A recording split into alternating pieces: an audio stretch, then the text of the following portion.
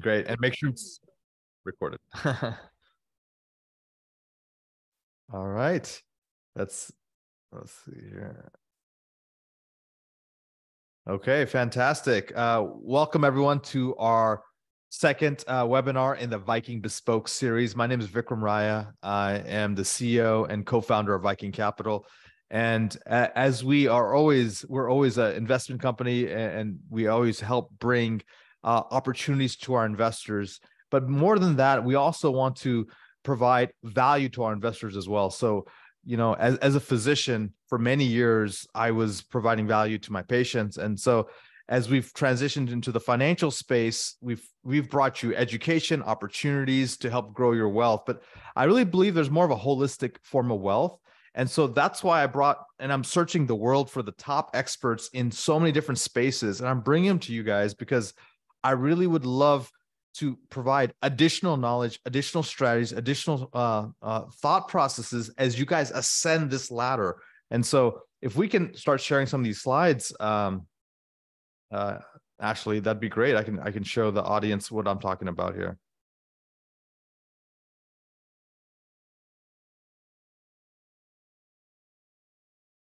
And then while we're doing that, let me just reach out to the audience here, guys. In the chat box, if you can, everyone, please put maybe where you're from and you know what's one thing about your health and wellness that you want to up level. And I'm going to ask my moderator Ashley to make sure that people are able to respond in the chat.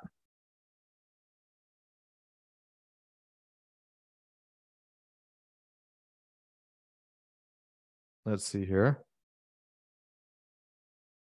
So Ashley, can you send a message into the chat box so everyone can see?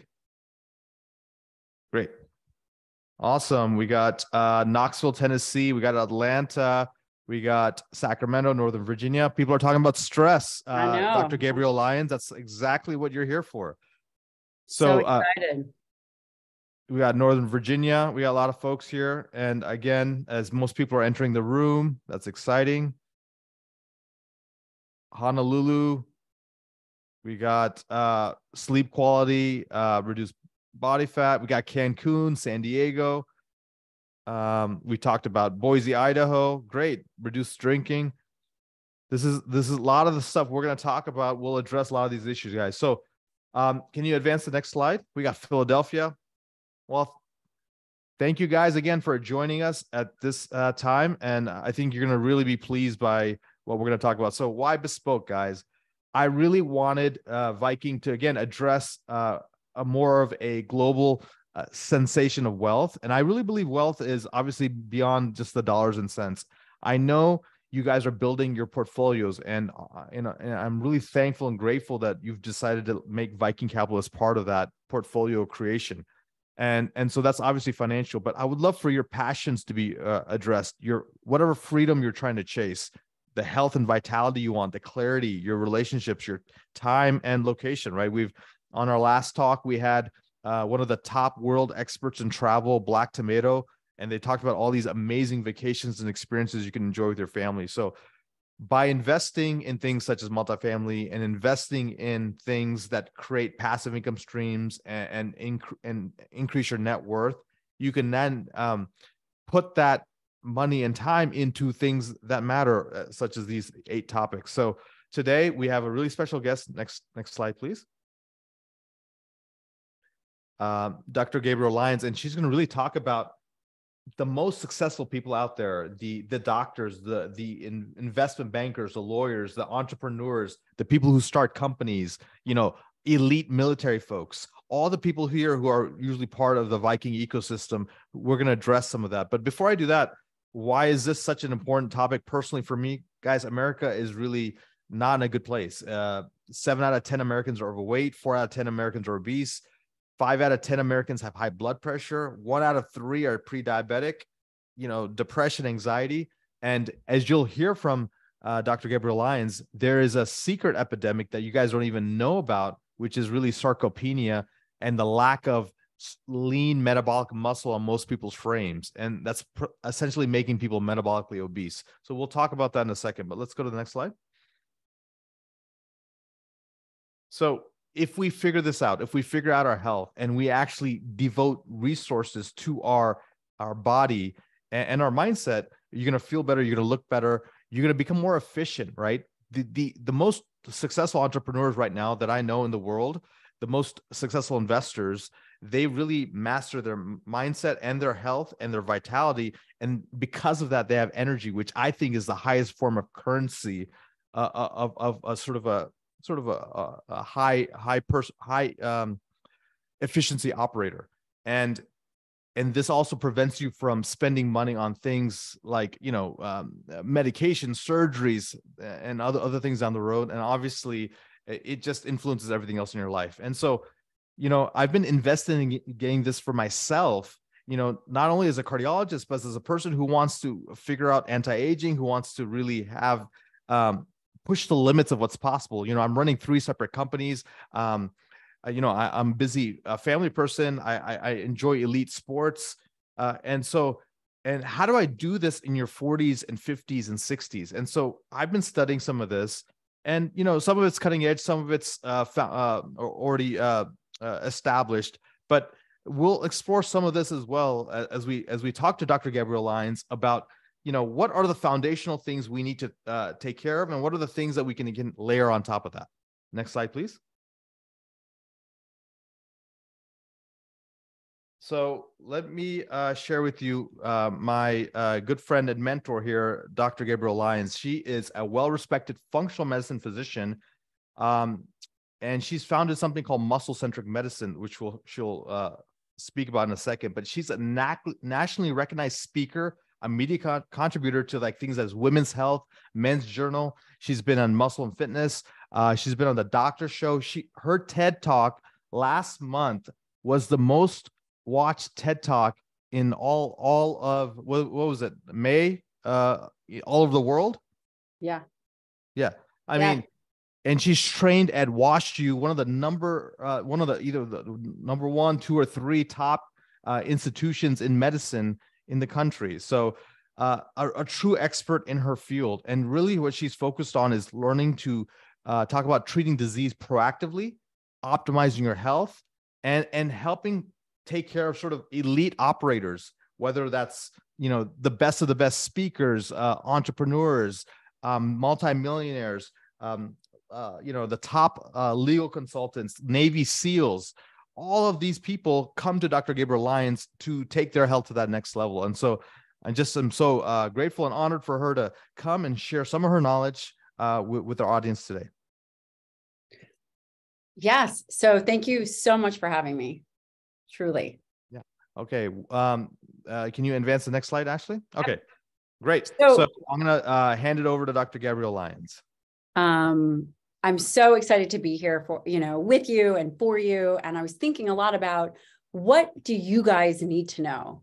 You're sitting there, you're thinking, I'm doing great. Where's the deal? What's the next deal? Why is Vic bringing on a physician? I don't care about any of this stuff. What I do care about is making money. And what I'm going to tell you is those at the top of their game, no matter what, are leveled by their health. Your success, your financial well-being, your everything is going to be limited by your capacity to get out there and perform. Before I tell you a story, I want to tell you who I take care of. I take care of individuals that want to move the needle, that want to change the world. They are the best of the best, whether it's an elite entrepreneur, whether it is an elite warfighter. I'm married to a Navy SEAL. He tells me he's a national hero every day. But these are the individuals that I have cared for over the years. And what's so shocking is that there's an archetype and that there's a way about them. And before, as Ashley is getting the slide deck up, which is coming, I want to tell you a story. So I used to have an office on Fifth Avenue. For those of you guys who are into investing and real estate, you don't even want to know what the real estate was. Fifth Avenue across from Central Park. I was in the office, and this guy, he was a Navy SEAL at the time. His name is Brian, and Brian was a breacher. For those of you who don't know what a breacher is, he's a 260-pound Texan. The guy was bigger than a tree trunk. And Brian was sitting in my office, flannel, hat backwards, like the normal team guy uniform. And Brian had been in the teams for 20 years. He'd been on multiple deployments to the most dangerous places in the world. And he had never gotten injured. So Brian was home from one deployment. He was on his motorcycle. He was going 5 miles an hour. And he was hit by a 17-year-old girl texting and driving. Completely takes Brian out. And Brian lost his leg. And he's sitting in my office 6 months later, 6 to 8 months later. And I was like, Brian, how are you doing? And he looked at me, he's like, Doc, well, I'm having some phantom limb pain and I really feel crappy. I'm just so tired, and I'm a 5'1", 110-pound female. And I'm like, no, I'm going to get this guy. So I lean in and I'm like, Brian, how are you doing? And he looks at me completely bewildered. And he's like, come on, Doc, what do you mean? How am I doing? And I launch into this narrative, this story about how stressful this was for him, how he's totally lost his career, how, he's never going to be the same. And he looks at me and he was like, Doc, that was 6 months ago. And at that moment, I realized that most of us are still carrying stuff from 6 years ago. This is a prime example of an individual who's able to control top down.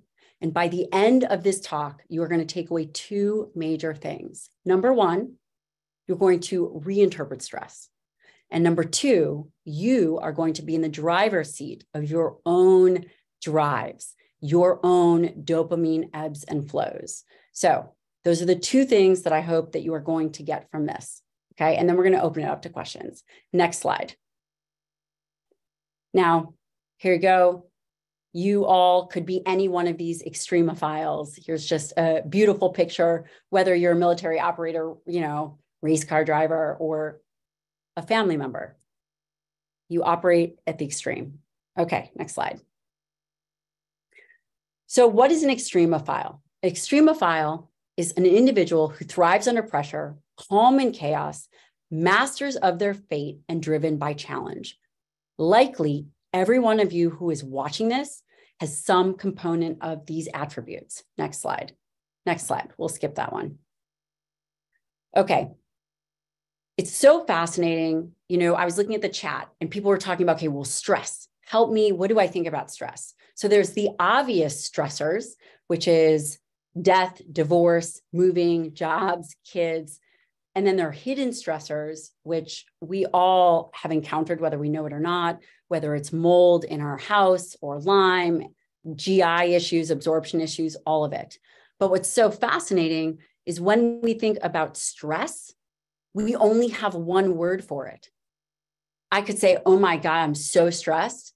And it could be because I spilled my coffee or because I'm moving across country to Texas. Again, this is an example of why is it that we have minimal amount of words and understanding to be able to define an experience. Next slide. So again, bringing us back to what I promised you, I'm going to show you about stress and I'm going to show you about drive. And you are going to be masters of both by the time we are done. Next slide. Okay. Here's what I learned through practicing medicine. I've been in practice since 2006. I am curious. I wish that we were all in the same room together because I would ask you to please raise your hand. Who does this describe? Limited time. You push off any health-related tasks, frequent travel, multiple roles, late nights, early mornings. You push hard and you crash and burn, and you do this every single time. I guarantee it that this describes nearly everybody in this room. Next slide. Okay, So this is what I always see. So this is the day in the life of an entrepreneur. I'm so excited. Oh my gosh, I just totally screwed that up. This is going great. I'm going to go broke. It is this ebb and flow, the day in the life of the entrepreneur. There are so many different emotions all in one that it's exhausting. Similarly, the health of an entrepreneur is also very predictable if you fall into this CEO archetype. Your cortisol is high, you're exhausted, you go to the doctor. If you even show up for your appointments, you probably push them off because you have a board meeting or something else. Elevated inflammatory markers, increased vice use happens to nearly everybody. Weight gain and insomnia. Next slide. So we've been told about how bad stress is for us. We realize that there are two kinds of brains. And I'm making this, high level. We've got the unstressed brain, which is tight control. And then we have the stressed brain, which is kind of all over the place. But at the end of the day, we have one word to describe all of these things, and that is stress. Next slide. So I want you to ask yourself, where are you now? I guarantee you, this is the roadmap that you have been taught, that either there is death on one extreme, which is pretty extreme and final, and then there is enhanced performance. And there is a spectrum as to how that plays out, whether it is the absence of symptoms, you're kind of moving into this dysfunction, and then all of a sudden you're on a new wellness journey. There's a continuum. And this continuum, we're going to close the gap. So next slide. Now, this is a really important slide. And this is why it is so important, because right now, what you have been taught, what everybody has been taught, including physicians, as they treat patients, is that you have business as usual, and then there is an acute hazard. Acute trauma, you've lost a building, you've lost all this, company has gone under, somebody dies, something crazy happens, and there's a tipping point. You have an extreme stress response. And what we've been taught is that you don't totally recover. It takes a very long time. And then as you can see on the left-hand side of your screen, there's a permanent loss. And you know exactly who that is, right? So there's some people that, they've had a trauma, that they never recover. Oh, Bonnie was never the same, right? This is what we are told. And this is what we hear. And this is really a disservice to humanity. And this creates a fragile environment. Dr. Gabrielle Lyons, can we just pause here on this slide? I mean, it is amazing. So many of you are wondering, hey, why is it so important to, be proactive with your health, also to build the resilience? Like, you've heard of the word fragile. Well, there's a word called anti-fragile, which is sort of resilient. But this green circle that Dr. Gabrielle Lyons has on her slide, where it's investments to build resilience, I want her to sort of maybe add some texture to that comment, because this is really the difference between someone handling multiple stresses and being successful throughout their career and having sustained excellence versus the people who are good for a little while and then they crash and burn, and they're not consistently successful, and they're on a downward spiral. And actually, most rookie entrepreneurs are on the fragile end. And that's, eventually, if they understand that they invest to build resilience, meaning they do hard things and they neutralize the experience of the difficult things. And that way they continue to build up this resiliency, whether it is taking on a new company, doing something different, understanding that it's all part of it. And they potentially build their resilience, and even doing that in the physical realm. So typically training for something, doing some kind of investment that is physically demanding, that allows them to prove to themselves that they are capable of more than they think. The other thing is they surround themselves with very resilient people. So one of the things that every single entrepreneur that I know that is at the top, they're not actually solo entrepreneurs. They do have, right now, Vic, you have a group of people in here. All the people that are at the top surround themselves with other people that have qualities that they aspire to be. which is pretty phenomenal. And so what happens is when there is an acute trauma or an acute hazard, the expectation is not that they go below baseline and have a permanent loss, but the expectation of building on this resiliency is they expect a full recovery and they actually come out better. Yeah. And that's this amazing. is something that I have seen over and over again. And guys, I just have to tell the business correlate here. Like during this time right now in 2023, that we're doing this presentation, there's a potential recession, there is volatility in the economy, people are overall stressed. And so we're seeing the rise of things such as Ponzi schemes and people losing their shirts on certain investments. But the companies that are smart, the entrepreneurs that are smart, the people who invest in their health, their mindset, their companies, and their way of thinking, they're building up a resilience. And so whenever there's an acute event, they can respond, recover, and be resilient, and perhaps even be better off than before the crisis. So this is absolutely amazing. Keep going. Thanks. Yeah. Thanks so much. So I'm not going to go into detail here, but this is a classic study. So this is a study out of Stanford, and it's out of Ali Crumb's lab. And basically, to make a long story short, is they took two groups of housekeepers that were doing exactly the same task. They told one group of housekeepers that, hey, what you're doing really matters. You're doing physical activity every day. You're getting a ton of exercise. This is really healthy for you. And they just told them that. And then they told the other group, they put kind of warnings up in the break area saying, what you're doing isn't very physically healthy. You have to be exercising. This job isn't good for your health. They were telling them all these things. And I imagine that's a lot of what you guys are hearing if you are on social media or you're listening. It's all of the things coming at you. But the fascinating thing that they found was those individuals that were told that what they were doing was healthy for them had lower blood pressure, had lower glucose levels, had lower insulin, and lost body weight. That is the first proof of concept that what we think actually influences our physiology above and beyond, stress hormones or anything, but actually influences our physiology. So, there was a couple people in the chat that wanted to learn how to navigate stress better. Well, my challenge to you is perhaps there is more than one stress response and that you've been sold kind of a false bill of goods. Next slide.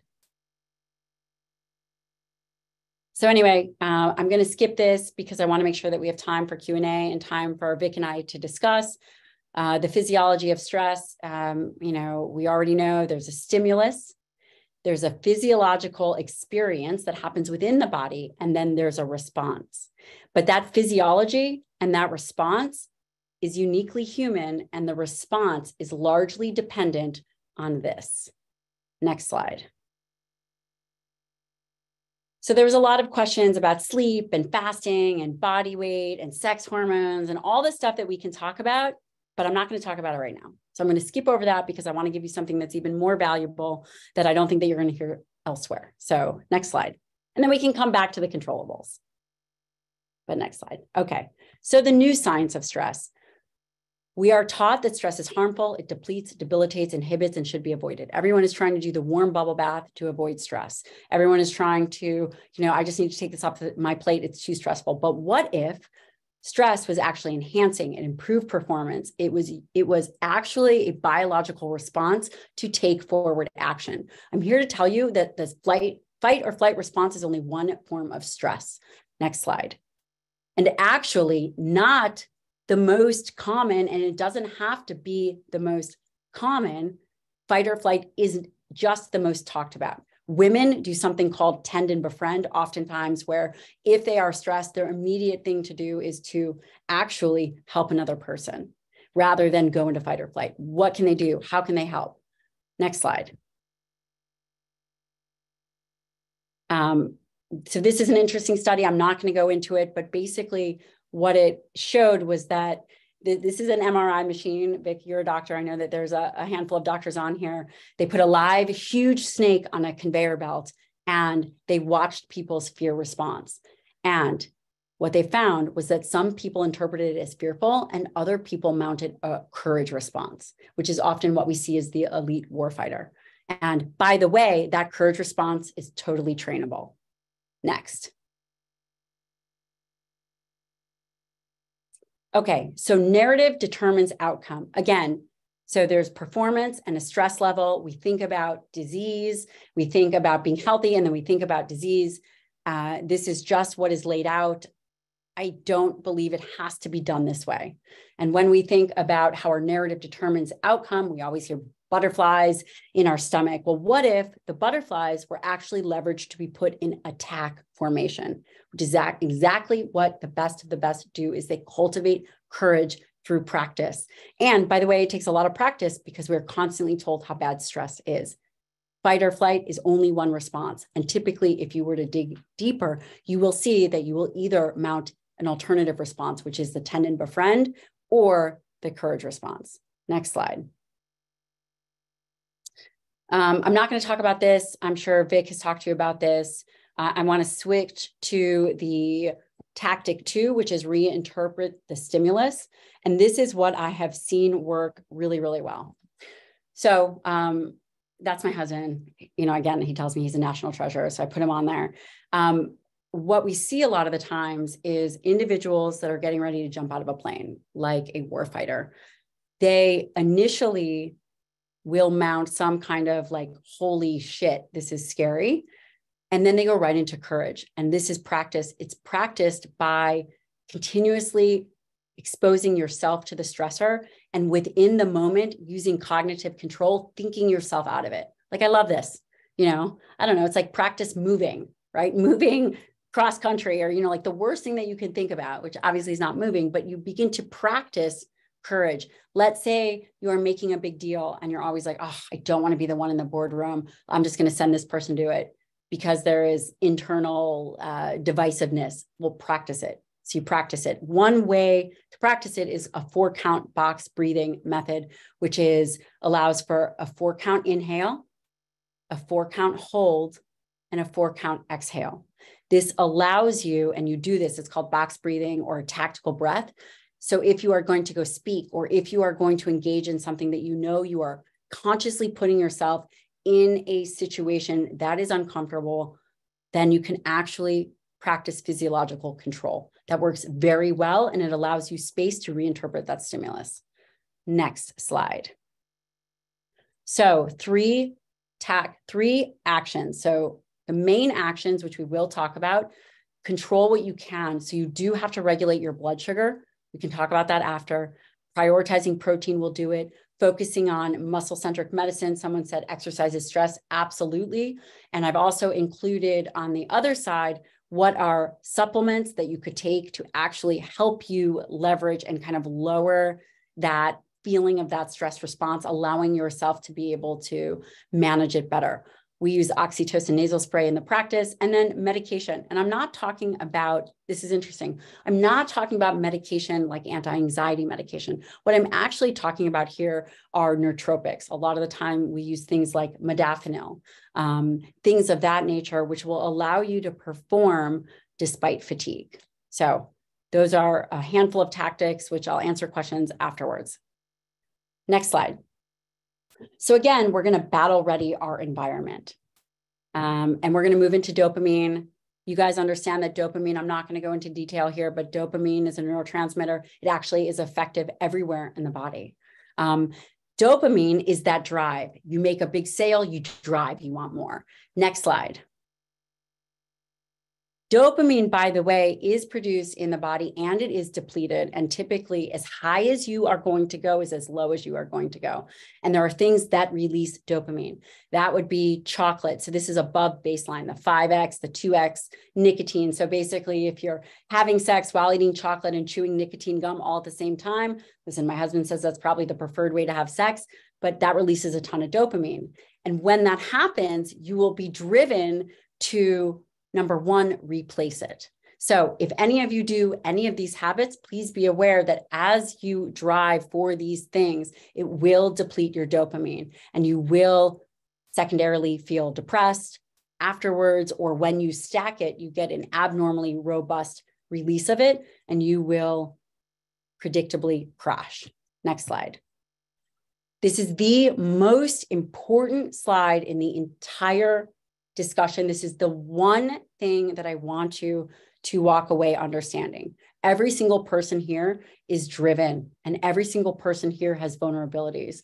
And you might think that your vulnerabilities are, I don't know, something internal or whatever it is, but where vulnerabilities show up, they are at the peak of your performance. Nobody expects that. So as you have a stimulus, you're getting pumped up for something, you're going to go talk, you're going to be on the cover of Forbes, you're going to go do this huge thing, your dopamine is going up. You reach that peak. Right at that peak is your moment of vulnerability. Every bad habit that you've ever had is going to come back, whether it's trying to buy another business, buy another car, have more sex, get another girlfriend, eat more food, spend more money. Because at that peak is that vulnerability, because as high as you are going to go is as low as you are going to drop. You do not go back down to baseline. Please understand this. For any of those of you, I was talking to one of my CEO patients, and he puts on these huge events. And every single time he gets pumped up, he's like, I got to bring the energy. I got to bring the heat. And every time after these massive events, he's depressed for 2 to 3 days. Completely predictable. So what we did was, instead of getting pumped up, it was like any other Tuesday. I'm going to go in there. I'm going to execute on the thing. Didn't get too pumped up. Didn't get too excited. He was even. He was neutral. He crushed it. Do you think he got depressed? Vic, you think he got depressed? Not the way you're showing. It sounds like he figured out by not going too high, he was able to not go too low. Exactly. You will still be able to perform, but what you will do is, you guys are in this for the long haul. This is about holistic health and holistic wealth. The way in which you really get that is by understanding the innate human responses to things. So understanding where you are at risk, as at the high and the low. So as high as you're going to go is as low as you're going to go. So let's pause for a second on that. Let's give some examples. So, yeah. There's a lot of physicians on the call. If a physician is successful, perhaps in like a cutting edge surgery, or they do a amazing business deal, they're probably on a high. And then after, what do you mean by the vulnerability? What are they vulnerable to? Is it the bad habits? Is it to replace the dopamine high? It'll be the surgeon that never goes home because he's waiting for the next major surgery. It will be increased by going out to get more drinks after, feeling depressed. And the only way that he feels better is at work. Means they totally neglect their family or neglect any of the other habits. They're just sitting there waiting for their next case.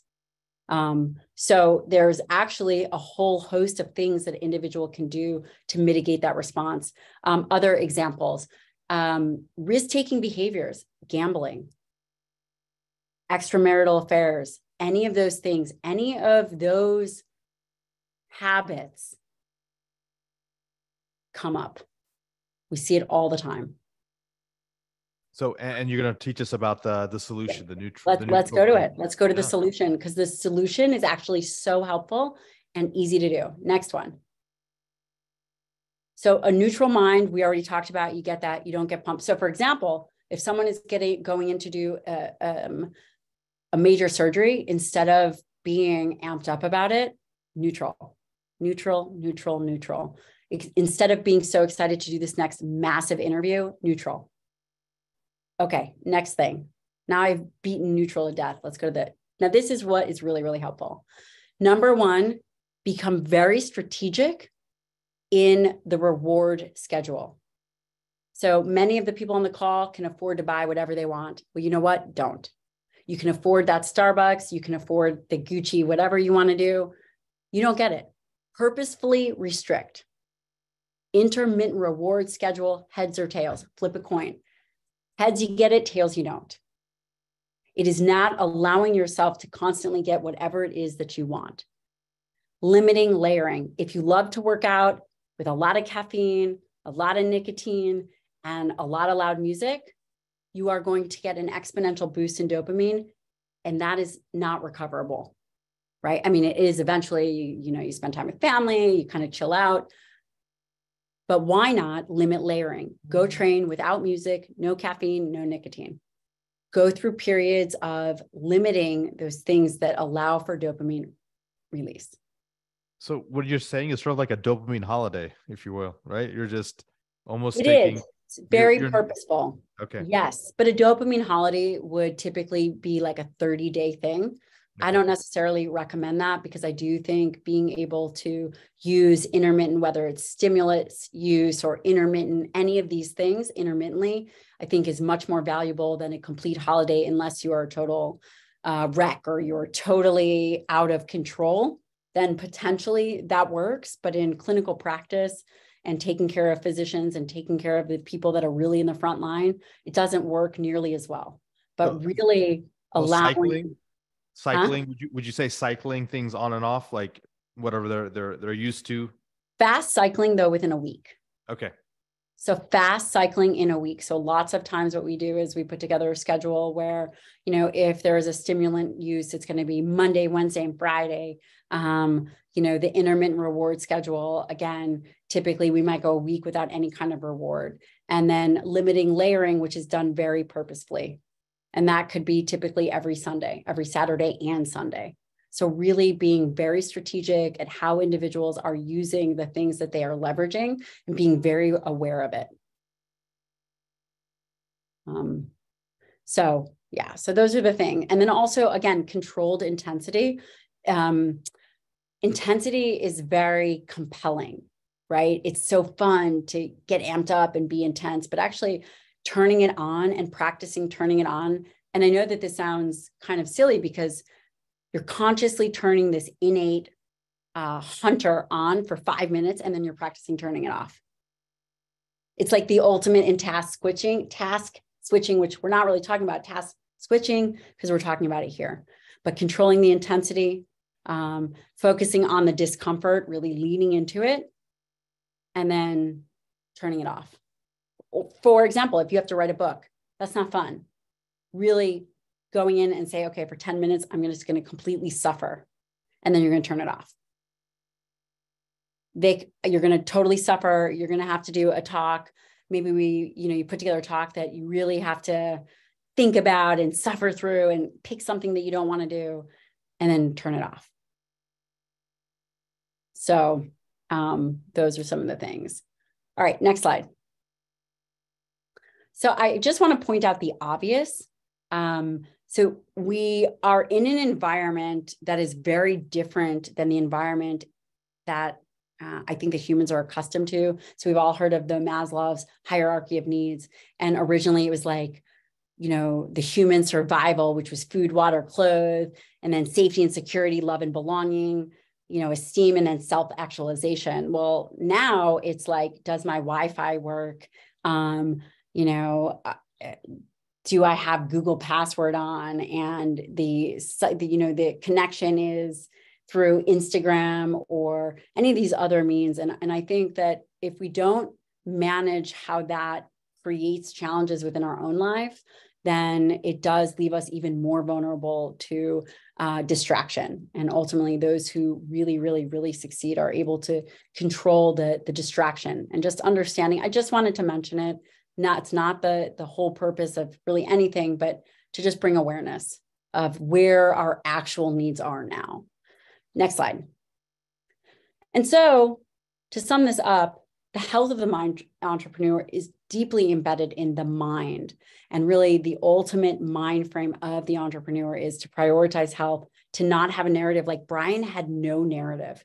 It was the most odd thing. And then, by the way, when I tell that story, the other SEALs are like, yeah, dude, why were you asking him? That had happened months ago. So there is this way of creating a neutral narrative that allows for execution without all the clutter, and then adaptability to an environment, execution, and then, I think really being aware of weaknesses. So.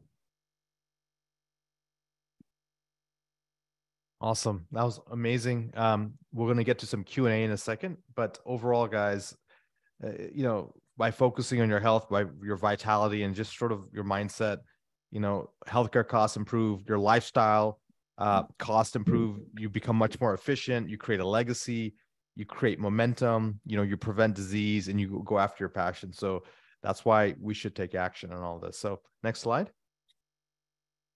And Dr. Gabrielle Lyons, you have a new book coming out? Oh my gosh, yes. So I have a book coming out, Simon & Schuster, called Forever Strong. And it really talks about the concept that we don't actually have this obesity epidemic, but what we really have is a midlife muscle crisis. It's cool. If you guys want to, it's available for pre-order. There's all kinds of things that we are doing. We're doing Q&As like this, all kinds of things that are happening. So if you guys are interested, feel free to connect with me. There's a QR code. Love to chat. Yeah. And it's, as you can see, it's really talking about burning fat, fighting heart disease, reversing diabetes, staying sharp, building muscle, boosting energy. So these are all the things I think that the folks who are proactive are really focusing on. And so if any of these are issues for you, this is the time. We have a good Q&A. We have a good, I think, 5 to 10 minutes of Q&A. So guys, put in the chat box any questions you have about high performance, stress, any things that you're dealing with medically, or things you want to optimize. And Dr. Gabrielle Lyons, and then I can take a few as well. I can answer these. So let's see here. We got something in the Q&A here. Let me just take a look. Let's see here. Can you tell us more about muscle-centric medicine? Great. Yeah. Okay. So you guys are going to have your mind blown, right? So everybody talks about obesity and that obesity is at the root cause. But I don't actually believe that we have an obesity epidemic. Years before we start to see issues with body composition, we have dysfunctional skeletal muscle. And so the idea of muscle-centric medicine is doing everything to optimize skeletal muscle as the pinnacle rather than the periphery. The diseases that we're seeing now, obesity, Alzheimer's, cardiovascular disease, these are diseases of skeletal muscle first. And so at its core, it's doing everything to optimize that. And why do you think there's so, like, in the medical term for not having skeletal muscle is called sarcopenia? Why do you think there's so much of this lack of muscle development in people the second half of their life? I think that it begins really early on. We're largely physically inactive. And then what happens is we create a nutritional strategy that doesn't support our skeletal muscle. And then the other thing is we live in an environment that it's shocking, right? So I was looking at some of the literature. There's things that actually affect our ability to build lean muscle. And I'm not talking about the obvious like sleep and hormones, but there are environmental issues, arsenic. There's all kinds of things that we don't recognize. So skeletal muscle, which is so interesting, is actually an endocrine organ. It is the largest endocrine organ system in the body. When you contract skeletal muscle, it secretes myokines. Myokines are peptides, which for those people who don't know, peptides, they're a handful of amino acids strung together, and they go throughout the body and they act in a hormone-like fashion. So contracting skeletal muscle decreases inflammation, impacts brain function. It helps partition our nutrients. So the foods that we eat, above and beyond just exercise, it really is this organ system, which is so fascinating. So people are asking about things such as peak performance, like around, I guess, maybe around after age 50. What do you recommend as strategies for people who are 50 and above who want to really improve their peak performance in many aspects of their life? Yeah, so I think really defining what peak performance is it, so there has to be a component of physical, mental, I think really having something well-rounded. Number one, exercise has the biggest impact, talking about doing resistance training 3 to 4 days a week, right? We probably all know that 24% of adults are meeting those physical exercise requirements. 24% are meeting physical activity, moderate to vigorous activity, plus 2 days of resistance training. So exercise is first. Nobody is meeting that. So I recommend 3 to 4 days a week of resistance training, some kind of something like a high intensity interval or sprint interval training that is really going to challenge you. Depending on the intensity of that, that could be 3 days a week or one just barf out session that's 4 minutes at 100% your max. The other part that people have to get right is 100% of people eat. So you have to nail that part. 24% of people exercise, 100% of people eat. So you have to really prioritize dietary protein and feed for muscle health over the long term. So you're like, let's say, as you said, you were 110, 115 pounds, like a typical woman, let's say between 100 to like 125 pounds. How much protein should they eat? So if it depends on her, her body composition, but I would recommend 120 grams of protein. And that first and that last meal are the most important. And there's a lot of conversation and confusion around protein. Actually, my book does a good job at clearing all that up. It talks all about the history of how we got to where we are. But that first meal should be robust, 40 to 50 grams of protein in that last meal. And you've really covered it from a muscle protection standpoint.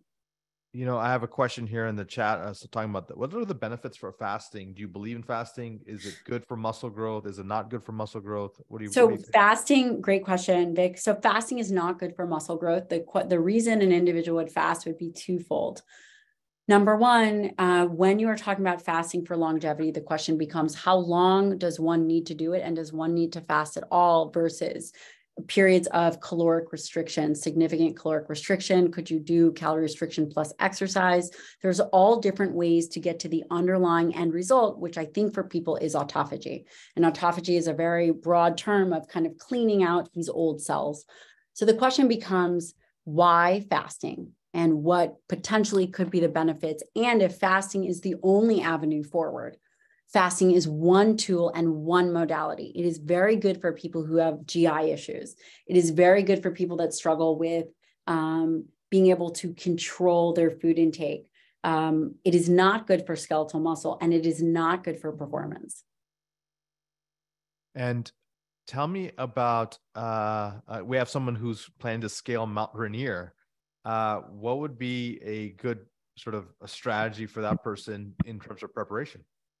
That's a great question. And typically the answer would be training like you would be climbing. So you kind of train like you play. And of course, getting into someone who has done it before, I'm sure they have programs, whether it's weighted rucks, all that stuff. But so I climbed Kilimanjaro, was it last year? Yeah, last year.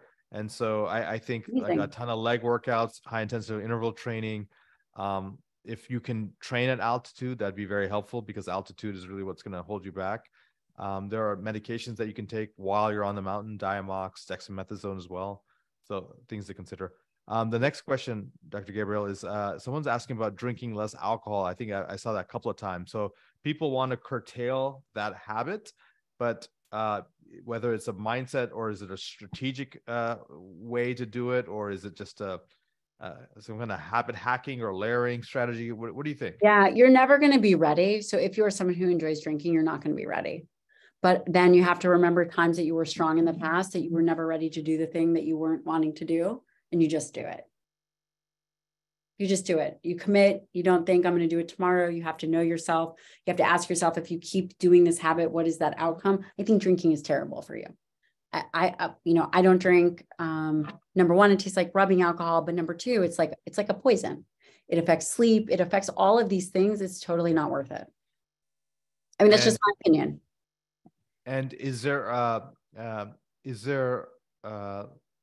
like a strategy for caffeine as well? Do you recommend restriction of caffeine or using it intermittently? I don't. So you can do intermittent restriction of caffeine. Yes, it is brutal. You will feel miserable. Yes. So I do intermittent reward schedules with caffeine, typically every week.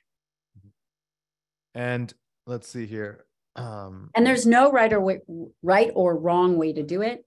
You can do it, once a week. You can do it once every 2 weeks. But again, you do have to do it. Okay. So I got a bunch of questions here on, okay. So, a lot of people get lab work done, Dr. Gabriel Lyons. And, from what I know, most lab work is pretty skimpy at the traditional doctor's office. So is there certain lab parameters that you absolutely must add on, even if it's your traditional doctor can probably add it on?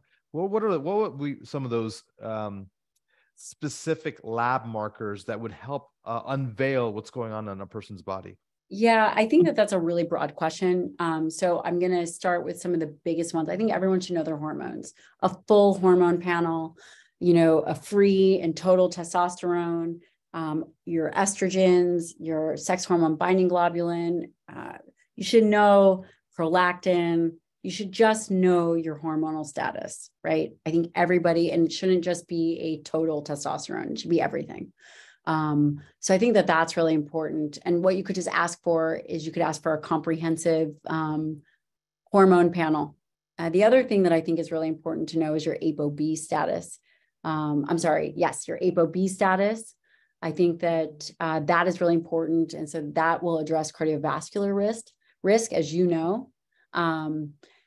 The other thing that I think is really important to look at is iron. People don't really talk about that. Iron, full iron studies, iron, ferritin. It'll give you a sense of what your absorption is like. And I think that that's really important. I also think a full thyroid panel, especially for women, is really important. So that's free T3, free T4, TSH, and full antibodies. Thyroid antibodies are important.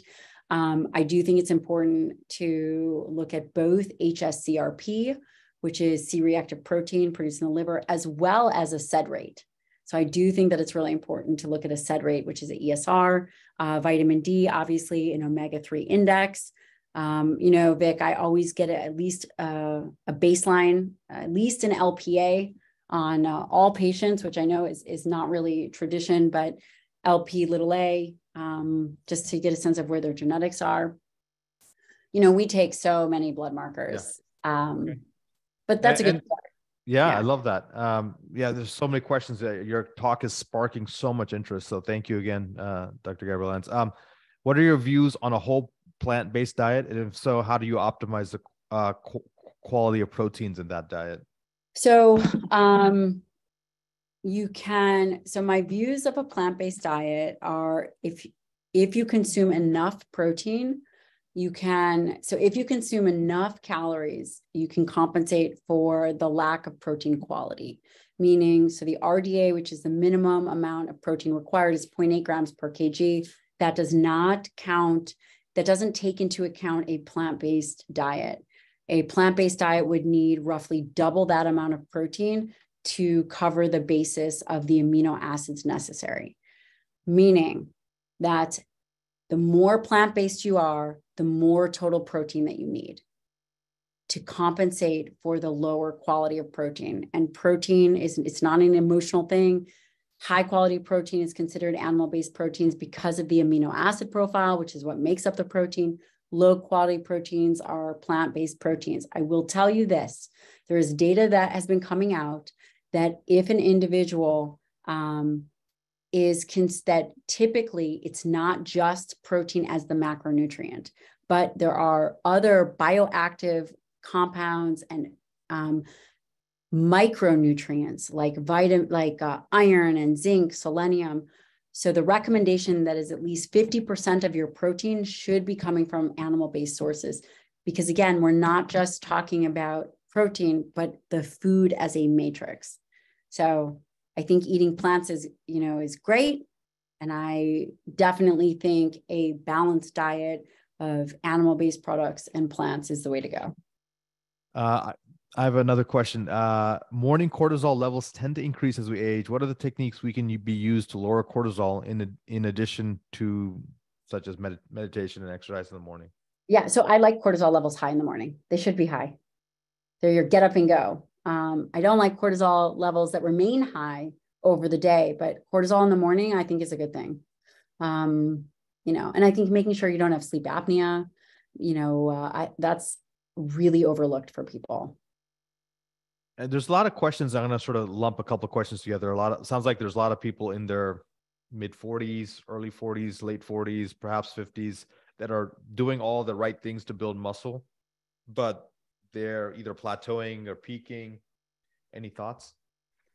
Yes. So that is where understanding hormone replacement, and just other kinds of avenues to kind of approach. I think that there's a lot of, and this is where peptides come in, leveraging peptides, leveraging hormones, and then really making sure that the training stimulus is adequate. And then recovery, sleep, and nutrition. So let's talk about that training stimulus. Can you extrapolate on that answer a little bit more? Yeah. Like, a lot of people think they train pretty hard or they train enough to build muscle, in their 40s or 30s or late 50s. But what's the truth? The truth is most people are not working hard enough. Most people are not working hard enough. If you work hard enough, then you're never going to peak, right? There is potentially in your 80s, 70 or 80s, does it get more difficult? Yes. Should we focus on maintenance? Yes. Or muscle growth? Yes. But you can almost always build muscle. You can almost always get stronger. And most people are not working hard enough. There's sort of a good wrap-up question here as we're running out of time. Yeah. Great talk. How do you take all of this and create a game plan for yourself?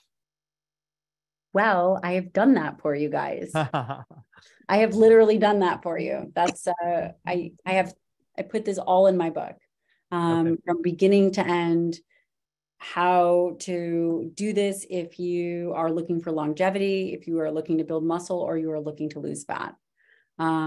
Nutrition is so important and exercise is so important. Exercise will always trump nutrition, but again, majority of people are not hitting that stimulus, whereas everybody is eating. Awesome.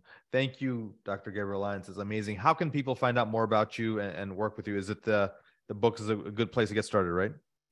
Yes. Well, that's on pre-sale. You can watch my TED Talk. You can go to my website, which is Dr. Gabrielle Lyon. There's a whole bunch of links there. They can go to my Instagram, YouTube. My podcast bounces around between number 4 and number 6 in medicine. So for any physicians or who are interested, that's another great way to find me. And then we have a free newsletter, and we do a lot of free resources, recipes, and, paper analyses. So all kinds of things. That's awesome. That's so amazing. Yeah. Thank you again. Yeah. Guys, thank you again for attending this webinar.